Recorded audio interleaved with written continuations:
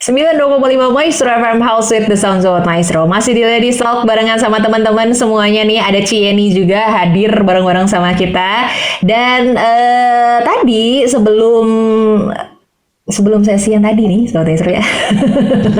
Sebelum ini, ada pertanyaan yang agak dipotong nih Sobat Maestro ya. Kalau kita ngomongin tentang MBTI anak, tentang karakter anak-anak kita dan perkembangannya. Terus kata Cieni tadi, oh kalau udah masuk ke mau remaja itu memang tahapnya. Dia lebih dengerin yang di luar daripada keluarganya gitu kan. Ya. Nah, terus pertanyaan selanjutnya yang dari Cikitin adalah, ya kita sebagai orang tua harus gimana nih? Kudu otoriter, istilahnya disiplin banget, atau tarik ulur ya? Iya. Kan kesannya kita takut juga ya, Ci, sebenarnya bener nggak sih? Iya. Takutnya kalau terjerumus, ya udah dia tenggelam berarti, karena Iya. kondisinya dia memang lebih mendengar yang luar gitu kan? Iya. Nah, Terus harus kita gimana? nggak bisa taruh CCTV di mana-mana kan, ya? Iya dong, pasang GPS di tasnya misalnya kan, gak jadi psycho gini. Kalau chip misalkan gitu ya. Aduh, Gimana, Ci? Iya, memang untuk anak-anak remaja ya khususnya remaja itu kayak main layangan gitu. Jadi nggak bisa tadi yang dibilang tarik ulur. Nah itu memang seperti demikian lah paling ideal untuk remaja. Kenapa? Karena dia tidak bisa dilepaskan begitu saja. Karena tetap aja dia itu kan masih di bawah pengawasan orang tua ya, masih juga pertimbangan-pertimbangan atau keputusan-keputusan. Kalau remaja itu masih belum begitu matang gitu, masih impulsif juga. Jadi dia bisa jadi salah ambil keputusan itu mudah terjadi gitu. Jadi kita juga bisa lihat nih gimana kondisinya si anak ini. Jadi perlu yang namanya tarik ulur gitu. Jadi kadang-kadang ya kita ulur aja gitu, biarin aja dulu sepanjang itu tidak membahayakan. Oke gitu, kita kasih kesempatan buat dia untuk mengembangkan dirinya, untuk bersama dengan teman-temannya. Tapi di sisi lain kita juga harus menarik juga ketika untuk menjaga-jaga kalau ya itu tadi dia nggak mengambil keputusan itu dengan ini ya, dengan matang gitu. Nah caranya gimana sih tarik ulurnya itu? Ya menariknya itu dengan rules ya, dengan aturan-aturan. Tetap di rumah pun harus ada aturan yang dia harus maksudnya tuh disepakati bersama gitu. Jadi misal dalam hal ya paling ini sih ya, kalau anak-anak remaja itu ya sekarang pandemi mungkin nggak terlalu sih, tapi ketika kita nanti lewat masa pandemi itu kan biasanya remaja dengan orang tua itu berdebat tentang jam pulang. Nah, jam pulang gitu kan, waduh, orang tua bilang kalau bisa sih sebelum matahari tenggelam udah di rumah gitu. Kalau anak-anak ya baru juga mulai gitu kan. Baru rame nih gitu kan. Gitu. Baru juga rame ya betul. Nah itu tuh apa namanya? Peraturannya disepakati bareng-bareng gitu. Jadi misalnya nih ya seperti itu kan sederhana ya. Misalnya oke, sama-sama jam berapa, apalagi kalau misalnya anak-anak remajanya ada berapa orang gitu ya, dan 2 atau 3 anak. Nah itu disepakati jam berapa dan harus semua sama gitu. Kalau misalnya si kakak jam sekian ya adik juga sama gitu ya. Kecuali kalau bedanya jauh gitu. Misalnya bedanya yang ini SMP, ini kuliah itu kan beda keperluannya kemudian. Kan disesuaikan dengan usia dan itu dijelaskan gitu. Kalau enggak nanti anak merasa wah mama nggak adil gitu. Nah itu ya bisa kalau misalnya ya andaikan pun ada apa namanya yang urgent misalnya ada yang 17-an lah, ada apa. Nah itu dibahas gitu. Hal detail seperti itu dibahas peraturannya dan itu harus betul-betul konsisten gitu, konsekuen orang tua juga. Andaikan dia itu tidak mengikuti aturan itu, apa yang akan terjadi? Tadi ada pertanyaan ya, apakah punishment dan reward gitu itu cocok untuk anak-anak remaja? Kalau untuk anak-anak yang kecil itu memang mudah banget menerapkan reward and punishment karena mereka kan masih sangat konkret banget ya. Jadi yang namanya punishment atau reward itu tuh mudah untuk membuat mereka bisa berubah. Tapi kalau remaja mungkin agak sedikit sulit juga. Tapi lebih karena cara berpikirnya sudah lebih abstrak ya, lebih mudah untuk dia paham. Asalkan dikasih logikanya seperti demikian. Kayak tadi misalnya tentang jam pulang gitu. Nah itu kalau misalnya sampai dia nggak menepati itu apa yang terjadi, tetap ada yang namanya konsekuensi gitu ya. Jadi si punishment-nya itu lebih karena konsekuensinya. Oke, konsekuensinya apa? Kalau kamu sampai nggak memberitahu atau misalnya nih kalau ada sesuatu yang memang urgent, dia kan harus kasih tahu misalnya, terus dia nggak lalai. Nah, apa yang konsekuensinya apa? Misalnya handphonenya ditahan, misal nih. selama seminggu misalnya, wah itu kan siksaan langsung banget kan. Bencana sih itu. Tapi itu datang dari dianya juga gitu. Oke, apa? Oke. Jadi supaya dia tidak melakukan itu gitu. Jadi kan dia ingat daripada handphone aku disita, lebih baik aku kasih tahu Ya. cepet-cepet atau gimana gitu supaya seperti itu. Ya itu tarik ulurnya seperti itu. Betul sih, punishment itu memang harus kesepakatan dua-duanya ya. Karena kalau menurut saya kayak tadi ya, nentuin kayak nanti handphonenya disita seminggu kayak serius gitu. Karena belum tentu juga dia bakal ngikutin itu gitu. Pasti ada aja alasannya kan. Jiwa rebelnya anak SMP gitu kan pasti ada aja gitu. Tapi Jadi untuk tapi menurut gue itu balik lagi ke orang tuanya sih. Sedisiplin apa sih orang tuanya terhadap peraturan tersebut? enggak, iya sih, cuman Iya. maksudnya kayak cuman HP doang kan nggak terlalu jerak ya gitu. Kalau menurut gua sih. Zaman sekarang jerak kok. Efek banget loh. Efek banget Pak. Enggak, lu dia tahan handphone. Anak kan bisa laptop, apalah gitu loh. Iya nggak Kata sih? gue efek banget. Kayak diidein nggak sih? Beda lah, Apa? beda lah. Emang Enggak, laptop Ci. dibawa ke tempat tidur kan enggak. Tapi kan bisa, dia tetap masih bisa WA-an di laptop, bikin lain di Jual, laptop. dia laptopnya jual. Oke, siap sih. Modemnya dicabut Pak. Nah ya itu. Wifi hilang. Gua aja mau WhatsAppan, masa iya modem dicabut. Nah tuh cuman ya Cieni, Iya. anak-anak remaja itu mereka kan tadi Cici bilang kan lebih abstrak ya. Jadi excusesnya juga luar biasa. Iya pasti loh, makanya menurut gua Beyond kayak imagination. hukuman, maksudnya kayak tadi ya, kalau harus ada hukuman yang seperti apa sih sebetulnya yang bisa diterapkan di mereka gitu? Karena menurut gua kalau hanya sekedar ya handphone, HP, uang jajan ditahan kayak That's nothing kurang gitu ya. Iya kayak mending lu masuk penjara gitu atau gimana gitu. Atau tidurnya di luar gitu. Kenapa Lu ya? psikopat. Ya, ini sebetulnya sih itu contoh aja. Jadi contoh aja ya, apakah biasanya sih buat remaja itu yang memang paling ini ya. Paling Nah, karena bahaya itu ya. dalam kondisi tenang. Ketika kita membicarakan tentang rules, itu harus dalam kondisi tenang. Ya, si anak ini dalam kondisi tenang, sehingga kita maksudnya tuh nggak yang dengan sengaja gitu, atau anak juga jadi dengan ini dia bukan mencari konsekuensi untuk perubahan perilaku ataupun juga untuk menjaga dia supaya disiplin, tapi malah untuk kayak seolah-olah itu untuk menghukum gitu. Jadi ini tuh bukan punishment, bukan hukuman, tapi konsekuensi, bahwa kalau kamu demikian konsekuensinya ada. Jadi supaya kamu tidak demikian ya nggak dapat konsekuensi itu, ya kamu melakukan apa yang disepakati bersama gitu. Oke, Jadi berarti apa ada yang tetap menjadi diskusi ya Ci ya. iya, tetap sih kalau sama remaja ya memang ya itu tadi tarik ulur banget lah. Ini kalau menurut Cieni, ini kan harus ada awalannya dulu nih teman-teman. Pasti kan kalau untuk mau ngobrol sama anak gitu kan ya, apalagi di pikiran anak-anak sih biasanya ya, kalau waktu ngelihat dulu teenagers pasti kan, iyalah mama knows best gitu kan, ya udahlah terserah mama aja gitu kan. Pasti kan ada pemikiran kayak gitu. Nah, untuk awalan sebagai orang tua ngajak ngobrolnya itu loh. Ini tuh mama tuh beneran ngasih rules ini tuh buat kepentingan kamu. Iya betul. Karena kan Ya orang kan? tua kadang-kadang gitu kan, kayak tadi Elke, ya udahlah terserah mama aja, kalau gua jadi orang tua gua hajar tuh Elke. Nah kan, untung gua nggak diajar. Kenapa? Itu kayak nyepelein tuh nggak lo?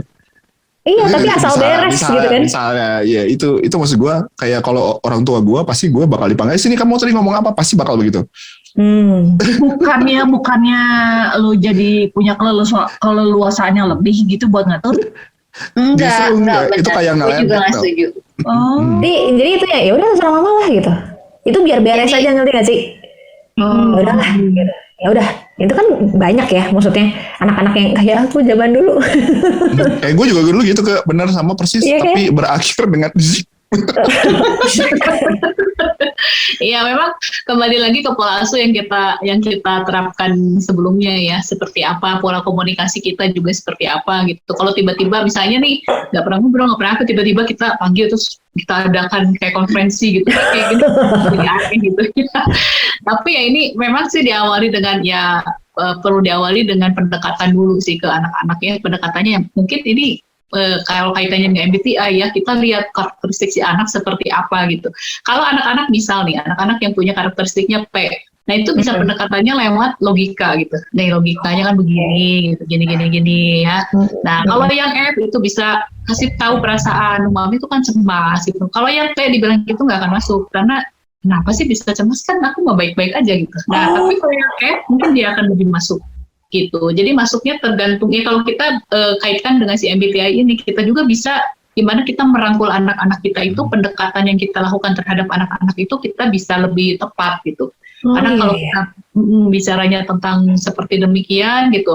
Kalau yang tipe J misalnya itu Tipe T dulu, Ci. Tipe T dulu. Tadi P udah, F udah, T belum. T. Dicatat. Ayo, Ya, Ci, kalau tipe T lewat. Iya, kalau yang P sih lebih ke pakai logika ya, lebih ke sebab akibat. Gitu. Kan Yang P berarti. Bisa dari kasus-kasus. Kalau yang kalau yang tadi kan, Persuasif. kalau yang J itu kan memang, kalau yang J terhadap peraturan-peraturan itu kan lebih ini ya. Kalau yang P itu memang terhadap peraturan agak sedikit lebih fleksibel gitu, jadi lebih yang lah gitu ya, nggak usah diiniin. Nah itu memang harus lebih strict ya kalau yang P. Kalau yang J sih kelihatannya nggak usah terlalu, ini juga anaknya memang udah seperti itu, asalkan sejalan lah ya. Asalkan sejalan. Kalau dia punya prinsip sendiri, nah itu yang memang harus didiskusikan gitu, karena prinsip dia dan prinsip tua itu harus disamakan. Begitu udah sama sih udah jalan sendiri lah anaknya gitu. Wah tapi bener loh ini teorinya, berasa banget, soalnya aku zaman dulu emang gitu. Jadi kalau dikasih rules gitu ya pasti harus tanya, ya kenapa nggak kayak gini kan sama aja, kenapa nggak gini gitu. Jadi kayak apa ya, bargaining gitu. Jadi kayak gimana kalau segini mah kenapa Kebayang nggak punya anak INFP tuh? INFP kan berarti kan tadi F-nya harus pakai perasaan, tapi harus ada strict juga. Jadi mami papinya bingung. Itu Ngomongnya gimana tuh? Iya, tapi sebenarnya kalau INFP itu biasanya tuh tipenya tuh yang memang peduli banget sama orang lain gitu. Jadi biasanya lebih ke empati gitu, lebih ke mengasah dari empatinya lah, pendekatan dari empatinya. Gitu. Minta tolong sedih lebih ke arah sana. Coba tolong kamu ini kan bantu mami juga gini. Ya memang nggak, kalau dikerasin bisa jadi lebih keras gitu si INFP itu. Anaknya tuh kayak ini ya, kayak semacam apa ya? Gue tuh pengen break the rules tapi aduh gimana ya? Masih mikir-mikir gitu kan? Berpikir-pikir gitu. Punya rasa kasihan dia sebetulnya, tapi nggak bisa dikerasin. Iya, tapi di satu sisi udah paling dijewer doang, udah.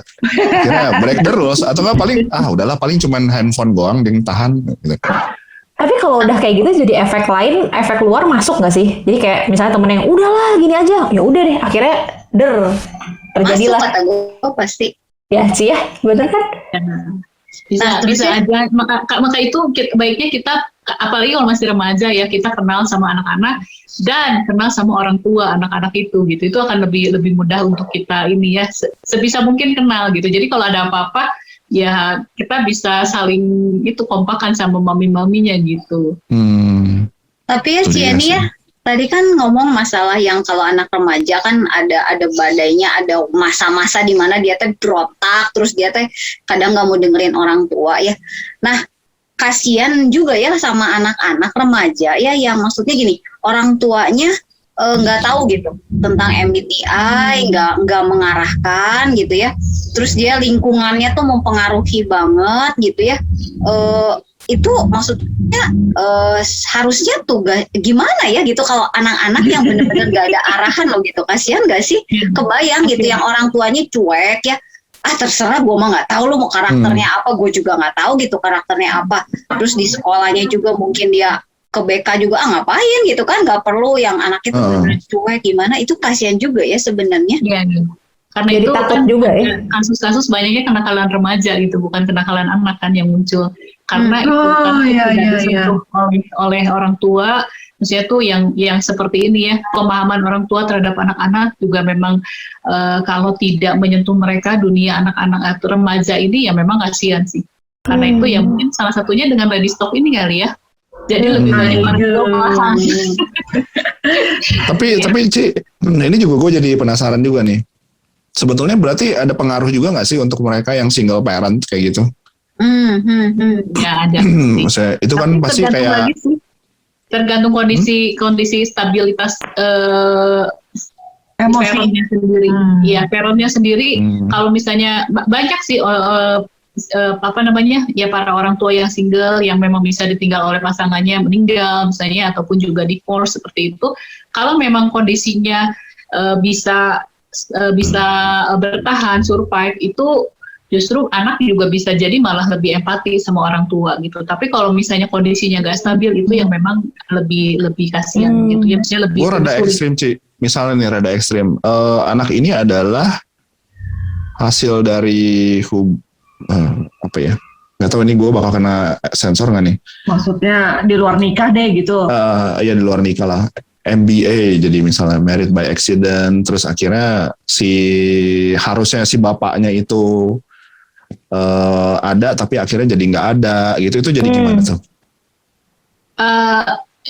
Iya, memang kondisi demikian itu bisa jadi mempengaruhi, itu besar banget pasti.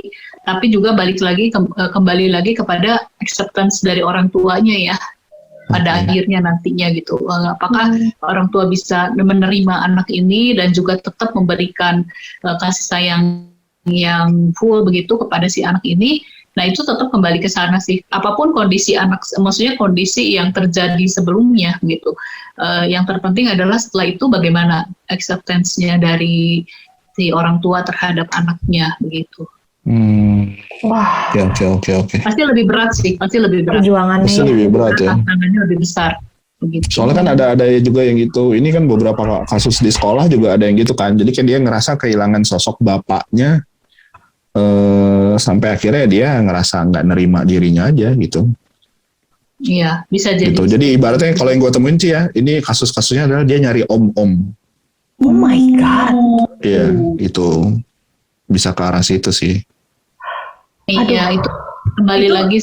Itu kalau cewek ya, kalau cowok Dihadirkan. cari apa ya? Kalau cewek, nggak Kan tahu cewek gue. cari kesono, kalau cowok Ya kalau gue nyari tante-tante lah. Tapi mungkin loh ya dia cari yang lebih tua loh, cari yang lebih tua yang bisa ngomong dia kayaknya. Itu Itu, kembali lagi sih, kembali lagi ke kondisi yang dia yang ada kecenderungan bahwa dia misalnya jadi lebih dekat dengan orang yang usianya lebih dewasa gitu ya, bisa jadi juga karena kehilangan figur, bisa jadi seperti demikian.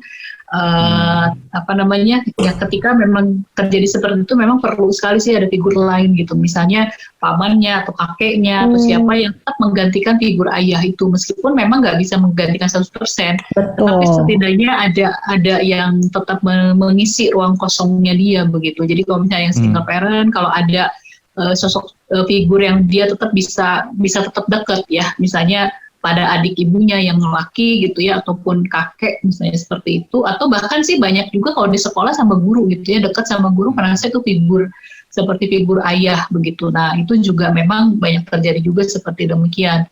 Cuman ya kalau tadi kasusnya khusus kan lebih ke arah yang ke arah sana gitu, ke arah yang negatif. Nah itu lain perkara sih, lain hal lagi gitu. Tapi Ci, kalau misalnya ya dari Cici gitu, dari kasus yang pernah Cieni temuin gitu, ada anak-anak yang memang orang tuanya mungkin lengkap gitu ya, tapi tetap kehilangan figur gitu, ada kan ya kasus kayak gitu. Nah itu cara deteksi awal gitu Ci, kalau buat anak-anak kita gitu, mungkin kita terlalu sibuk di pekerjaan segala macam, deteksi awal kita teh harus istilahnya agak melek lah gitu sama hubungan kita sama anak kita gitu, dan lebih mengerti si anak kita itu teh ada stage-nya nggak sih, Ci? Ya, ini lebih ke arah kita introspeksi diri ya. Kita lebih ke bertanya kepada diri kita sendiri, berapa banyak waktu yang kita sediakan untuk anak kita. Kemudian waktu yang disediakan itu apakah betul-betul waktu yang khusus untuk anak, atau hanya ketemu tapi nggak ada interaksi secara kedekatan emosionalnya nggak ada gitu. Jadi kita bertanya kepada diri sendiri. Salah satu cirinya ataupun kita bisa tangkap gitu ya, kalau anak kita ketika kita ajak bicara itu dia lebih sibuk dengan hal yang lain, misalnya dengan HP gitu, daripada dia bicara dengan kita. Nah kita perlu untuk introspeksi juga, dan kita perlu sampaikan kepada anak, oke, kita perlu waktu yang untuk bicara misalnya dengan mama atau dengan papa, berapa lama waktu yang ditentukan, kemudian nggak boleh ada handphone dan lain-lain. Tapi orang tuanya pun sama gitu. Ketika bicara sama anak ya juga jangan sampai nanti di anak lagi cerita terus kita sibuk dengan handphone kita gitu. Ya mama juga nggak dengerin gitu. Nah itu bisa jadi seperti demikian gitu. Karena sekarang distraksinya banyak sekali ya, khususnya dari gadget gitu.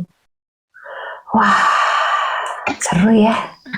Gimana nih? Kan langsung jadi Kayaknya sih karena anak saya remaja dan usianya dekat gitu ya, kayaknya memang kudu orang tuanya yang berbekal ya kayaknya ya.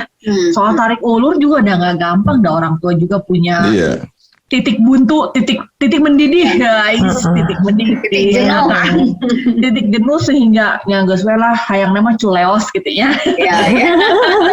Ya kan, karena itu bukan masalah hidup dan mati lah gitu. Paling jelek-jeleknya apa sih, nggak naik kelas paling.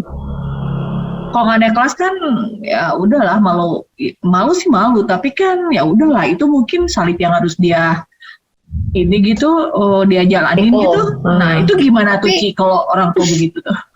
Ayo. Uang sekolah kalau dikumpulin lumayan,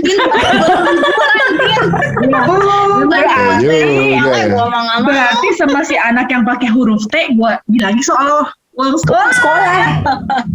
Lu bisa beli handphone, tahu nggak lu? Rasa malunya gitu ya. Nah ini memang sih menjadi orang tua pastinya bukan hal yang mudah, itu udah pasti ya. Apalagi kan mengalami setiap hari begitu, dan kondisi kitanya juga memang kan kita nggak selalu bisa selalu stabil gitu, emosi kita, perasaan kita itu dengan berbagai macam persoalan gitu ya. Karena itu yang paling penting adalah orang tuanya itu harus happy dulu, itu paling penting. Jadi orang tuanya sendiri yang harus istilahnya tuh ya bikin happy diri sendiri dulu orang tua. Jadi para orang tua juga yang pengen mendengarkan di sini gimana sih caranya ya kita sebelum kita bisa menolong anak-anak kita harus menolong diri kita sendiri gitu dalam arti.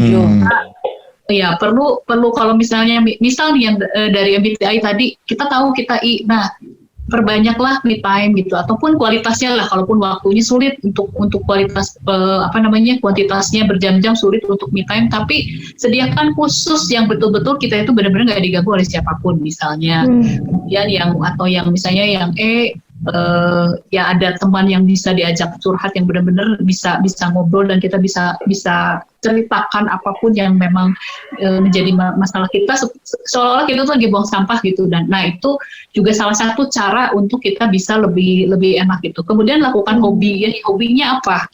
Itu salah satu untuk kita bisa membuat diri kita itu lebih ringan lah. Karena hobi itu kan menyenangkan gitu, asalkan jangan terlalu berlebihan. Misalnya tadi ya, yang hobinya nonton drama Korea, ya udah nggak apa-apa, siapin aja waktunya khusus gitu, yang tapi benar-benar dinikmati gitu. Ini me time aku, dan menghayati bahwa aku tuh mau menyenangkan diri sendiri. Setelah itu ya udah kita ini lagi gitu. Kalau dulu kan seneng ibu-ibu tuh senangnya shopping kan, gitu ya, it's okay, asalkan dengan ini ya, dengan perhitungan juga gitu, jangan shoppingnya jadi eksesif, jadi berlebihan. Tapi itu salah satu cara untuk kita ini mengerjakan hobi, entah itu memasak atau misalnya bercocok tanam ya, memelihara tanaman begitu. Nah itu kita perlu ada istilahnya tuh pengisi emosi kita itu, supaya kita juga tetap punya ketahanan emosi menghadapi anak-anak gitu, baik anak-anak maupun remaja. Kan sekarang ini udah pastilah sekarang orang tua bebannya jauh lebih berat dibandingkan sebelumnya ya, karena kan terus ketemu gitu sama anaknya juga. Nah seperti itu. Jadi yang pertama adalah seperti demikian gitu, kitanya membuat diri kita sendiri untuk lebih happy dulu gitu, baru kita bisa punya kekuatan menghadapi anak-anak ini gimana gitu. Dan juga jangan ragu-ragu untuk meminta pertolongan dari luar gitu ya, entah itu misalnya kalau anak-anak sekolah sih kan ada guru BK-nya, bisa nanya sama guru BK-nya juga atau wali kelasnya, sehingga kita kalau anak itu tidak mendengarkan kita bisa titip ucapan gitu ke BK atau ke wali kelas, tolong ya ini anaknya kondisinya begini gitu, gimana supaya si anak ini bisa lebih aware lah gitu. Mungkin lebih ke arah sana. Ini gue menemukan ini banyak di sosial media nih gitu kan. Anaknya masih remaja. Sebenarnya MBTI ini atau tes kepribadian ini ada hubungannya dengan nanti pengenalan gendernya si anak nggak sih? Karena gue banyak menemukan juga yang nggak tahu ya, mungkin karena tadi ya pola asuh atau dan lain-lain yang pada akhirnya membuat si misalnya yang laki jadi ke cewek-cewekan, yang cewek jadi ke laki-lakian, kayak gitu gimana sih? Ya, sebetulnya sih kalau MBTI-nya sendiri bebas gender ya, maksudnya tuh nggak yang bisa jadi memang secara animo masyarakat, misalnya kalau yang F itu biasanya kan perempuan gitu, tapi kenyataannya kan nggak juga gitu, bisa jadi juga laki juga lebih ke F gitu, apalagi misalnya yang memang punya sense ke artnya tinggi gitu. Nah jadi sebetulnya sih nggak ada yang khusus untuk ini adalah gendernya yang laki atau ini yang perempuan, misalnya yang Z itu laki gitu. Nah itu juga enggak sih, banyak juga yang Z perempuan. Memang kalau secara statistik sih memang ada karakteristik tertentu yang ini banyaknya perempuan, ini banyaknya laki gitu. Itu memang juga berkaitan dengan peran di dalam masyarakat ya. Kalau kan biasanya kan kalau perempuan seperti apa, laki seperti apa gitu. Tapi pada dasarnya sebetulnya kepribadian itu netral gitu. Jadi nggak terkait dengan gender gitu. Oke. Menarik. Ayo Ki, lanjutkan Ki. Lanjut saya gue ya. Kayak nah, ini pertanyaan gue semua nih. Ini pertanyaan juga ini mungkin rada ini ya. Yang seram juga nih. Ini kan juga memang banyak ya tadi soal MBTI ini sebenarnya ngaruh juga nggak sih ke perilaku si menyimpang dari si anak ini sendiri ya. Maksudnya oke lah kita ngomongin soal cuman kayak gini nih. Itu kan sempat tren nih beberapa tahun ke belakang. Kisaran setahun ke belakang soal yang anak-anak yang dengan mudah ngomong, iya gue bakal bunuh diri lah atau apa segala macam. Itu gimana Cici? Ya, ya itu adalah satu ini ya, kondisi yang cukup memprihatinkan juga. Kondisi remaja yang memang kayaknya tuh efek dari, salah satunya sih efek dari sosial media juga. Ya karena banyak kan tayangan-tayangan, banyak kata-kata ataupun perilaku yang ditayangkan secara vulgar ya tentang hal itu. Gitu. Nah itu yang memang sangat-sangat memprihatinkan sih, makanya perlu banget kita memberikan ketahanan sama remaja gitu. Nah apapun juga tipe kepribadian anak-anak ya bisa terpengaruh, khususnya sih memang yang misalnya tadi yang mudah terpengaruh oleh lingkungan, tipe-tipe anak yang misalnya yang ekstrovert juga mudah terpengaruh oleh lingkungan ya. Kemudian juga yang P itu, yang P kan fleksibel mengikuti, yang F juga sama gitu. Jadi itu ya kalau kita ngelihat anak-anak kita itu tipenya seperti apa, ya kita bisa ya istilahnya mengusahakan gitu supaya dia itu gimana sih pendekatan kita terhadap si anak-anak ini gitu.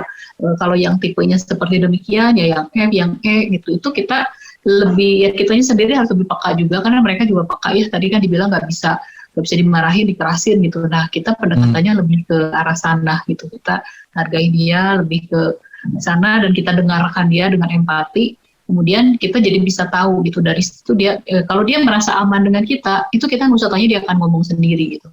Ya tapi ketika kita membangun barrier, kita dengan istilahnya dengan ngejudge dia misalnya atau baru udah cerita apa terus kita udah nyalahin dia atau gimana, nah itu akan jadi ada barrier yang agak susah buat kita mau pendekatan lagi ke dia gitu. Iya, itu kan pada akhirnya kan mereka jadi kayak muncul rasa kecewa apa segala macam, terus sih sampai akhirnya ya udah mereka beranilah drugs lah atau apalah.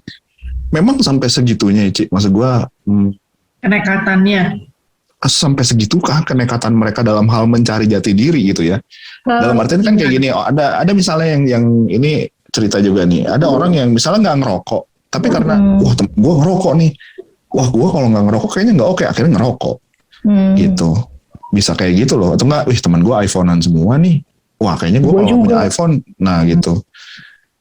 Tiba-tiba akhirnya jadi kebawa-bawa kayak gitu loh Ci. Apakah itu memang MBTI bisa sampai sejauh itu gitu?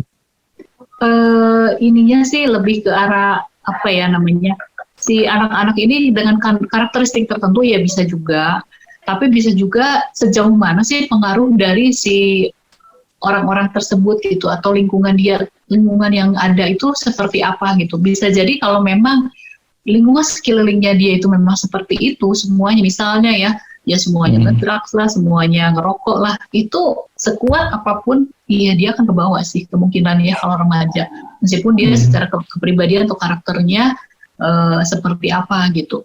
Jadi kita juga penting banget kita untuk tahu lingkup pergaulan anak kita tuh seperti apa. Nah itu Jadi lebih baik. Gimana sih? Itu yang memang apa?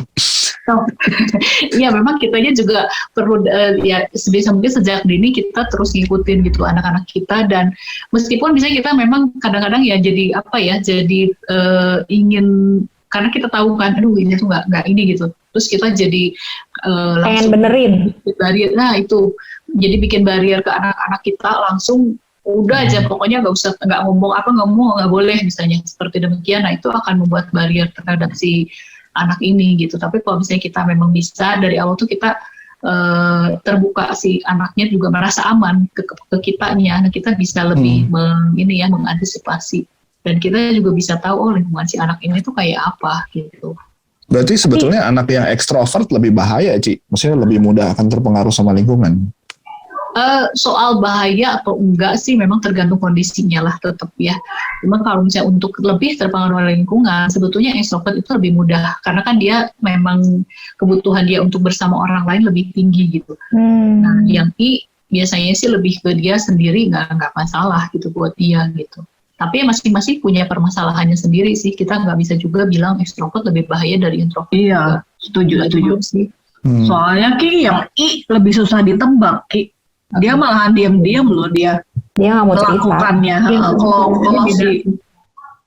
Kalau si E udah mah E terus P pasti kapan nih gitu istilahnya gitu, ngerti ya? Saya itu teh. Nah kalau I sama P udah deh runyam, susah ketahuan ya. Tapi sih kalau misalnya ya, mungkin ada sobat maestro juga yang anaknya udah gede gitu kan ya, terus udah terlanjur gitu. Oh aku tahu nih ruang lingkupnya si anak aku teh kurang baik sebenarnya gitu. Tapi kan dengan kita mau pendekatan sekarang teh kayak too late nggak sih Ci? Nah harus gimana gitu? Ya memang kan ada tindakan kita sebagai orang tua, ada namanya pencegahan, itu sebelum terjadi kita udah aware dulu gitu ya. Tapi bisa juga ya istilahnya tuh tindakan gitu, udah nggak bisa dicegah karena udah terjadi, ya kita meminimalisir aja akibatnya gitu, dampaknya. Kalau kita udah tahu oh anak ini seperti ini, nah kita cari tahu apa yang kita bisa minimalkan efeknya gitu.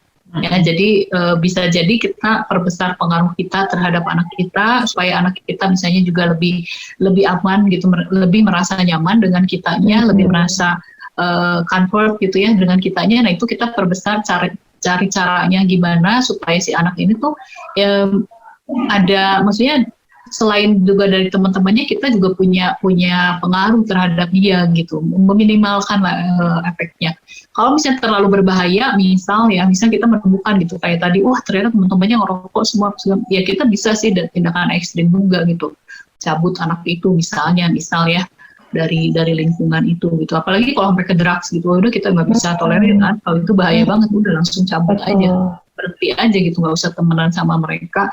Dan itu bisa, maksudnya itu sih khusus ya, kondisi khusus sih, kita harapan sih nggak ada yang seperti demikian, tapi jangan sampai gitu. Tapi kalau ternyata wah ketahuan seperti itu benar-benar harus cabut gitu. Bahkan ya bisa jadi nggak, ya udah pindah aja keluar kota si anak ini misal gitu ya, supaya dia tidak berada di dalam lingkungan tersebut. Tapi juga yang bukan berarti udah gitu, apakah itu masalahnya selesai, ya enggak, kita tetap harus mulai lagi dari awal gitu.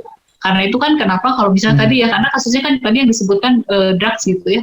Kalau drugs itu kan ketika ada satu orang mengalami itu, dia minimal 6 bulan terapinya gitu. Kenapa? Karena untuk memutus semuanya, memutus lingkungan juga, memutus juga efek dari si drugsnya sendiri gitu. Ya seperti itu. Jadi kita bisa pencegahan ya, dengan MBTI ini sebetulnya bagus banget ya. Kita bahas MBTI, orang tua jadi aware gitu, seperti ini, sehingga bisa mencegah supaya tidak terjadi hal-hal yang tidak diinginkan. Tapi kalau sudah terjadi pun kita tetap bisa meminimalkan, gimana mencari solusi supaya ini efeknya itu, efek negatifnya minimal dan dampak positifnya itu lebih banyak gitu. Berarti treatment kita ke anak-anak kita nih harus dilihat lagi nih Sobat Maestro ya. Iya, sesuai MBTI mereka. Iya, benar banget. Iya, dan betul. quality time ya. Quality time itu luar biasa sih. Nggak bisa cuma nemenin tapi sibuk-sibuk sendiri-sendiri gitu, nggak mungkin Iya, ya. iya. Karena yang paling gue takut itu adalah itu tadi, sebetulnya dengan kita kurang mengenal MBTI anak kita ataupun orang yang ini ya, itu bisa merusak sisi hubungan sebagai manusia gitu. Itu nggak sih? Semua. Sisi Merusak komunikasi masa depan. semuanya dan masa Iya. depan bahkan ya gitu. Karena salah pendekatan ya salah salah semuanya. Bisa Tapi bilang ya salah memang- didik gak sih jadinya? Ya tujuan kita sebenarnya mendidik ya, cuman sebetulnya lebih ke jalannya salah gitu kali ya. Harusnya lu pakai pesawat, lu malah pakai kapal laut gitu. Udah tahu itu kayak jalannya bergunung-gunung, tapi pakai kapal laut kan nggak mungkin jalan ibaratnya. Iya gitu sih. Betul. Jadi kayak Betul. mungkin juga sih Sobat Maestro kepikir gitu, aduh anak gue kok nggak bisa banget ya diomongin. Mungkin Betul. cara kitanya yang salah. Ini kan di YouTube ya, jadi ini misalnya ini anak gablek banget sih gitu, gablek banget lah ini anak susah banget gitu. Iya, terus udah gitu kan saya sih suka ngerasa kayak udah cobain segala macam jurus gitu. Segala macam jurus tapi kok tetap begitu ya gitu. Ujungnya begitu. Sebenarnya kan balik lagi itu bukan masalah hidup dan mati gitu kan. Tapi kan kita tuh kayak udah pernah di situ, pengen ngasih tahu duluan nih gitu supaya lu nggak tahu gitu kan. Betul. Tapi itu tuh Iya. nggak kemakan gitu kan sama mereka. Gue kadang-kadangnya kayak ngasih tau anak gue tuh kayak, lu lagi kecil mending lu nurut. Kalau lu udah gede lu yang dihajar orang tuh lu gitu.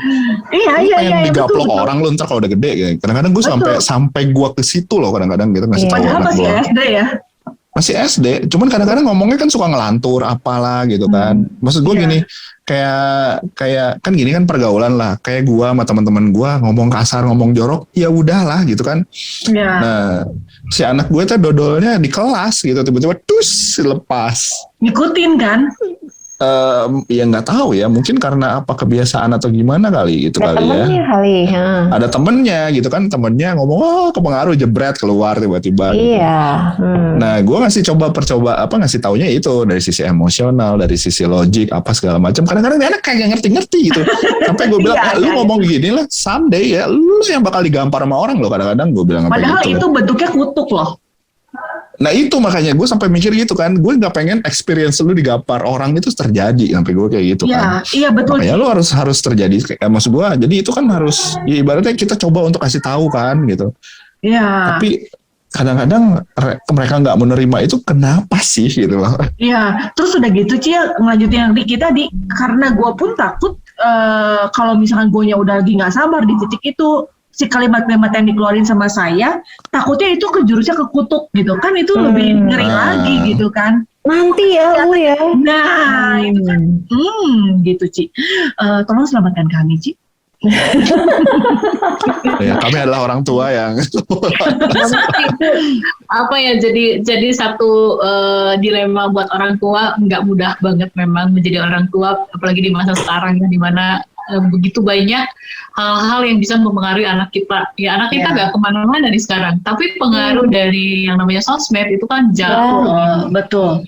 lagi gitu ya. Jadi ya intinya sih memang tetap balik lagi kitanya sendiri yang memang perlu untuk tadi ya, perlu untuk strong juga, perlu untuk dikuatkan juga, perlu untuk stabil juga, sehingga ketika kita menghadapi itu, kalau kondisi kitanya lebih stabil, lebih nyaman, kitanya lebih nyaman dengan diri sendiri, bisa tadi seperti tadi ya udah itu nggak terlalu masalah, nggak terlalu urgent, masih kita bisa nerima gitu. Tapi kalau kondisi kitanya lagi goncang gitu, itu kecil pun bisa jadi besar begitu. Nah itu yang langkah pertama itu kitanya sendiri gitu, yang lebih kita mensejahterakan diri kita buat diri kitanya juga nyaman dengan apa yang terjadi ya dengan diri kita sendiri. Nah baru kita cari solusi si anak ini yang memang nggak bisa simsalabim tiba-tiba jadi ini ya, simsalabim udah gitu. Apalagi misal anak kita tuh anaknya cerdas, itu jauh lebih susah. Jadi kalau misalnya benar-benar sangat jelimet banget, kita coba untuk ambil positifnya. Wah, mungkin anak kita tuh cerdas gitu. Jadi seperti ini kita menghibur kan, sedikit menghibur diri. Satu gitu kan. Yang kedua ya, tapi bagaimanapun juga kadang-kadang kita ya coba misalnya dengan berbagai teknik terus tetap nggak bisa ya, ada hal yang memang kita memerlukan kekuatan yang lebih dari Tuhan ya. Balik lagi ke sana gitu. Jadi ketika anak-anak kita tidur kita bisa doain dia. Kalau misalnya enggak, tadi kan Citin bilang, aduh aku jangan sampai ngutuk gitu. Nah daripada seperti itu ketika dia tidur coba aja Ci, kepalanya dipegang dan Tumpang doain. tangan, Ci. Ya, itu maksudnya itu memang bukan sekedar ini ya, Pakai ulekan lagi. rohani gitu. Karena orang-orang yang mendalami hipnoterapi ya seperti itu kan juga seperti demikian ya. Jadi seolah-olah tuh kayak masuk ke alam bawah sadar nih, kamu tuh jadi anak yang baik, anak yang berkenan di hadapan Tuhan, mau punya masa depan yang baik ya, doain setiap hari sih. Ya, Malam iya itu sih, betul. hipnoterapi ya, itu sebetulnya ya bagian dari hipnoterapi gitu ya Ci. Iya, Itu maksudnya tuh bakalnya yang kayaknya. dipakai oleh orang-orang ya memang sih ini bukan hipnoterapi sih doa sih. Cuman maksudnya Tapi kayak orang zaman dulu juga gitu tau. gitu kan, ketika udah segala cara nggak bisa masuk ke alam bawah sadar gimana gitu. Nah Memang itu benar sih. saya tidak mendalam hipnoterapi, cuman memang pernah dengar kayak gitu lah ya. Tapi itu benar sih, unconscious mind itu yang bikin kita jadi bergerak. Bukan Iya, pola betul. mainnya justru. alam bawah sadarnya, dan kita kan sebetulnya kita punya Tuhan gitu ya yang bisa, yang maksudnya tuh yang lebih dari kekuatan kita sendiri. Dan salah satu cara sih memang ketika orang tua udah yang aduh nggak tahu gimana lagi, udah segala cara teknik cara dipelajari dan enggak itu ya kita jangan lupa melibatkan Tuhan gitu. Setiap hari kita coba untuk Jadi pengen nyanyi. anaknya duluan tidur ya, tapi mungkin mamanya duluan yang tidur kali. Ya kalau gitu sebelum dia bangun didoain gitu, supaya dia setiap hari kita doakan apa yang kita harapkan kan, daripada kita tadi ya, aduh gimana kalau aku sampai mengutuk anak itu gitu padahal ya, nah itu ya udah kita doain aja di balik. Kita sambil doain setiap, dan kita sambil doain diri kita sendiri kan supaya Tuhan kuatin kita sebagai orang tua. Betul. Kebanyakan orang tua kan ceritanya mau nakut-nakutin kan, ngasih tahu pengalaman masa lalu kan. Taunya itu adalah bentuk kutuk gitu kan, repot. Benar. Kalau orang ya orang tua, apalagi zaman gue ya, maksud gue kan merasakan juga orang tua yang zaman dulu ya. Nanti kalau ada apa-apa gitu, jadi gue selalu ditakuti dengan apa-apa gitu kan. Iya. Jadi kayak betul. Dengan si apa-apa ini membuat kita jadi ya Apa-apa. gitu. Tapi harusnya kita tuh bisa belajar ya. Maksudnya kita zaman dulu digituin kan kita meremehkan gitu istilahnya kan. kan. Enggak kok nggak gitu. Tapi kita tuh kayak otomatis, aduh kayak yang mau ngelakuin hal yang sama gitu nggak ke anak-anak kita gitu. Padahal kita tahu dulu aja ke gua aja kagak mempan gitu kan. Apalagi yang ke anak zaman sekarang, mental lah men pasti gitu. Ya kalau gue sih selalu memberikan barang bukti dari YouTube ya, jadi. Nah, ya betul. Lebih scientific. Lu nggak percaya nih, lihat nih gitu. Barusan sih ini bilangnya P apa, F apa, Itu sebenarnya salah satu trik yang oke banget. Artinya tuh kita masuk ke dalam dunia mereka ya. Itu kan tadi YouTube kan dunia mereka, gadget dunia mereka. Nah itu salah satu penjembatan lah, karena kan beda generasi ya. Kita kan beda generasi kan, sama anak-anak kita tuh beda banget generasinya. Dimana kalau kita zaman dulu makainya permainan yang nyata gitu kan, sekarang kan permainan yang digital semua. Nah itu salah satunya tadi itu bisa banget pakai YouTube gitu, pakai sosmed, pakai contoh-contoh yang nyata di dunia mereka, di dunia remaja. Itu bisa sih salah satu cara juga untuk kita bisa gimana sih, karena kan kadang-kadang tadi juga pernah sempat tanya ya, memulainya gimana? Nah memulainya dengan kita masuk aja ke dunia mereka dulu gitu. Jadi misalnya kalau tadi YouTube, entah itu game juga bisa sih. Kalau anak-anaknya senang main game, ya udah mau nggak mau orang tua apa sih Mobile Legends itu apa gitu misalnya. Belajar ya sih. Itu bisa ada sedikitnya ada nyambungnya gitu sama anak-anak gitu. Itu bisa banget. Ya saya nanti berarti mau bikin PPT aja berarti. Apa itu? Bikin presentasi dengan klik link. Ayo duduk kalian, kami mau presentasi. Iya benar. Wah dia Mind map ya, bikin mind map. Iya. Kita mulai ya hari ini. Mami mau ngomong nih. Dibaca aja sendiri ya, harusnya udah ngerti gitu. Iya. Wah, Jadi pastinya kita tuh senang banget nih Sobat Maestro karena ya karena Ciani sudah bisa bantu kita, udah kasih ilmu juga buat kita semuanya, ya kan. Jadi kita tuh punya ilmu untuk menghadapi anak-anak kita gitu dengan karakteristik kepribadian yang demikian gitu. Jadi kalau misalnya Demikiannya gitu banget. iya demikian kan. Jadi kalau misalnya pengen tahu lebih lanjut atau pengen konsultasi sama Ciani, boleh banget nanti hubungin aja Ciani. Nggak tahu caranya gimana, hubungin Radio Maestro dulu ya gitu. Jadi hubungin Radio Maestro, nanti kita terusin ke Ciani gitu ya. Soalnya Iya dong, sebelum kan. Sobat Maestro kita dulu udah ngantri. Ada nomor antrian dulu guys. Iya dong. Ya, jadi Anda urutan ke-5 ya gitu kan, kita berempat nih. Ada si cewek. Oh iya benar, 6 berarti. Oke, baiklah kalau gitu. Terima kasih sekali lagi semuanya. Ciani, thank you. Ladies, thank you. Makasih. Elka, thank you. Bye. Baiklah, dan Yuk, sampai Bang. jumpa di Bye-bye. pertemuan kita selanjutnya di Ladies Talk. Jangan lupa ya untuk dengerin kita di aplikasi Maestro Radio Bandung di Android. Dan juga jangan lupa untuk nonton Ladies Talk di YouTube channel Maestro Radio Bandung YouTube channel. Terima kasih. Dadah. Bye. Thank you.